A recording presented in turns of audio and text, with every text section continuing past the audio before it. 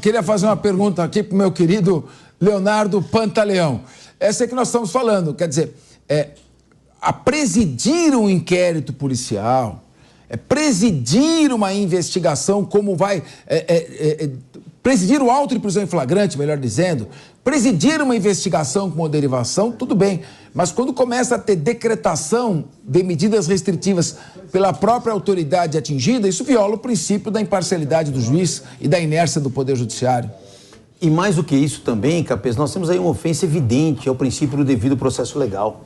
E quando você tem essa evidência de infração ao devido processo legal, nós não podemos esquecer que no processo penal a forma é garantia. Então você não pode aniquilar determinadas garantias que são consagradas pela legislação, seja infraconstitucional ou seja pela legislação constitucional. Então, dessa maneira, nós temos assistido coisas que absolutamente nos chamam a atenção. Aliás, recentemente, nós tivemos uma outra situação que ganha destaque, onde começa a ser admitida a figura do assistente de acusação antes de ação penal.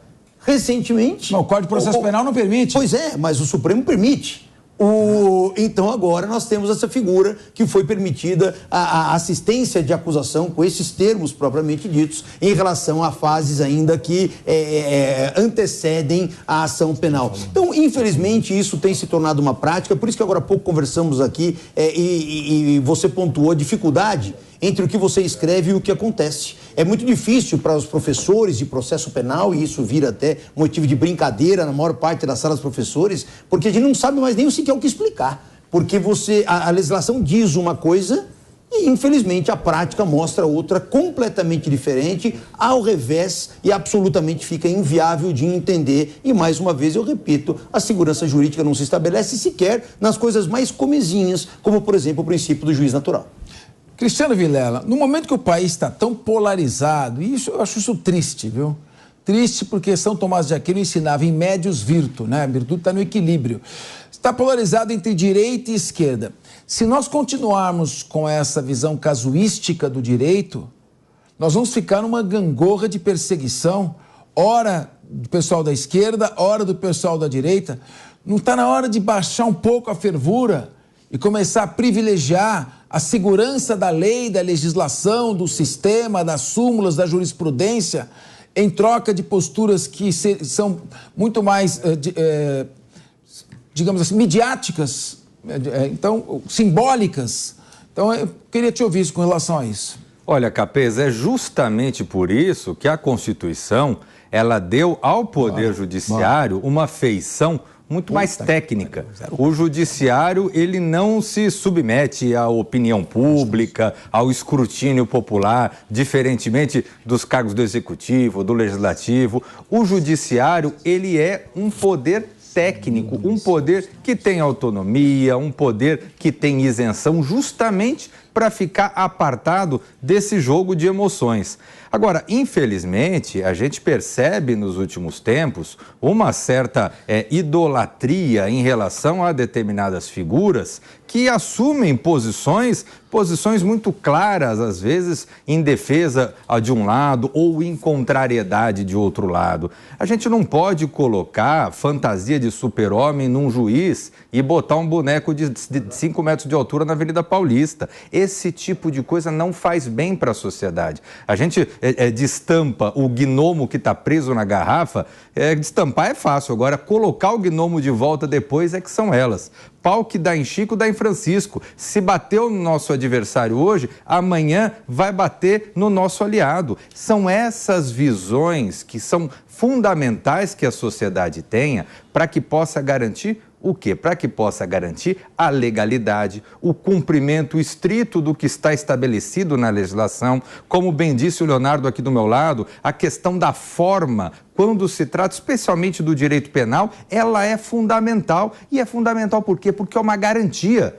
E não é uma garantia especialmente para aquele réu naquele processo, é uma garantia para toda a sociedade, para nós da mesa, para vocês que estão nos assistindo. Então, esses elementos são elementos fundamentais e que tem que estar fora de qualquer paixão política. Paixão política é boa, é valiosa, é importante, é natural que, especialmente nos momentos eleitorais, a sociedade se engaje em torno de candidaturas, mas isso tem que ficar restrito ao campo político, ao campo social, ao campo da discussão, jamais ao campo das decisões judiciais.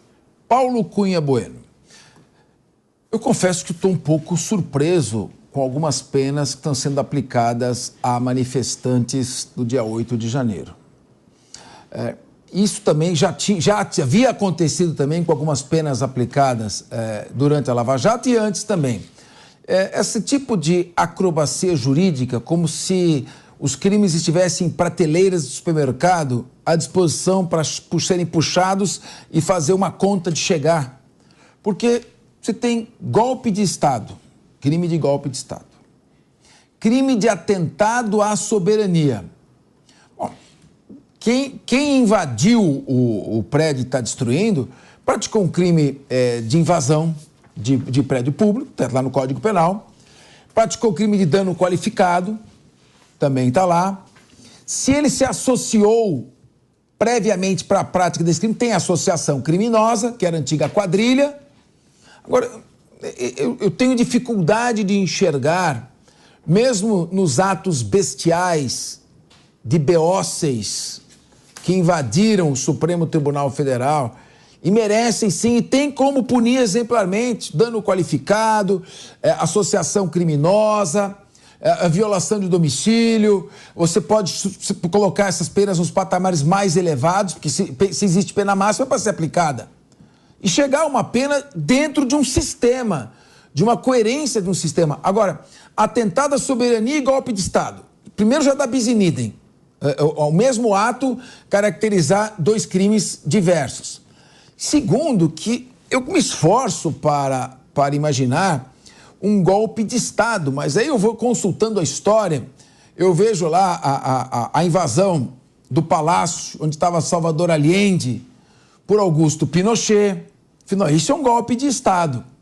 Eu vejo golpes de Estado praticado na Rodésia, em Ruanda, golpes de Estado praticados no leste europeu. Mas eu não consigo fazer essa comparação. Até pouco tempo estavam sendo considerados terroristas. Aí quando apareceu o sequestro de 1.200 israelenses e de 240 israelenses e a chacina pelo Hamas, aí não, mas fica chato chamar de terrorista porque o terrorismo é isso aqui. Então eu queria que você fizesse uma análise. Nós estamos voltando no ponto da ciência, mas agora um pouco mais específico. Te assusta um pouco esse tipo dessa justiça simbólica, soltar mulheres no dia 8 de março, Dia Internacional da Mulher, no dia seguinte a delação premiada do Mauro Cid, ele é solto. Esse tipo de justiça simbólica, se marcar uma nova tendência no nosso país, isso até que ponto deve preocupar o cidadão quanto à segurança jurídica? Esse é o ponto que eu falei há pouco, né? As garantias do processo penal, eles existem para proteger o cidadão, o Estado do cidadão transgressor, mas também, talvez até principalmente, proteger o cidadão do próprio Estado. Quando você flexibiliza isso, relativiza isso, seja a que título for, inclusive exemplariedade diante de um caso rumoroso, de muita repercussão social, perde a médio e longo prazo a democracia e o próprio processo. Ou seja, você tem um prólogo pavimentado por certas transgressões e flexibilizações são o prenúncio de um epílogo de um processo nulo. O que me preocupa, aí tem dois pontos que eu gostaria de falar sobre 8 de janeiro e a colaboração premiada do Tenente Coronel Mauro Cid.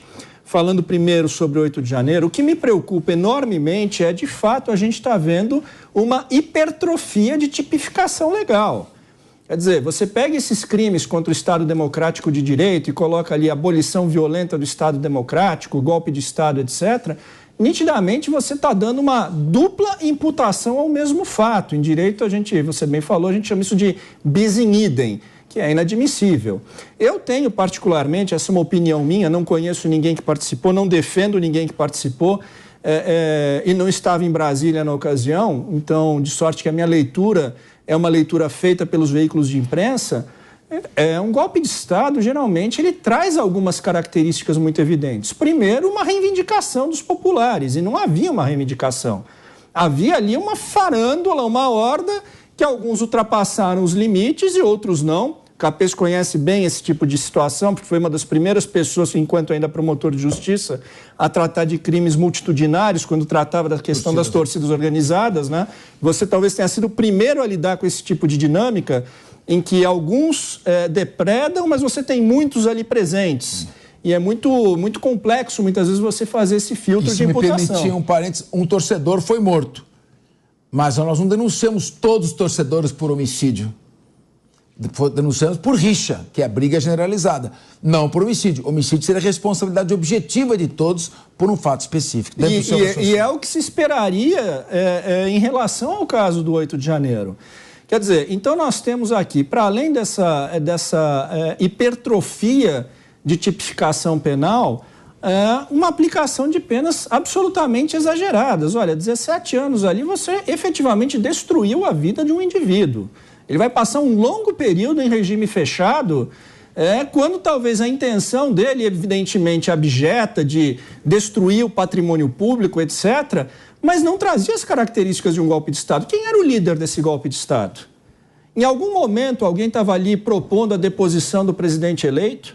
Havia armas, porque eu nunca vi um golpe de Estado sem armas, ainda mais num país de dimensões continentais como o Brasil. Você imagina o seguinte, você dá um golpe de Estado na Praça dos Três Poderes e acha que automaticamente se espraiou para a nação inteira? De forma alguma. Então, me parece uma narrativa construída a fim de justificar esse punitivismo construído no intuito de exemplariedade. Para vocês terem uma ideia, 17 anos é mais que a pena mínima do estupro com violência real, mais que a pena do estupro de vulnerável, estupro de criança, mais do que a pena do homicídio simples e mais do que a pena base do homicídio qualificado também, mais do que a pena base do roubo. Então, você veja, faz uma análise de proporcionalidade.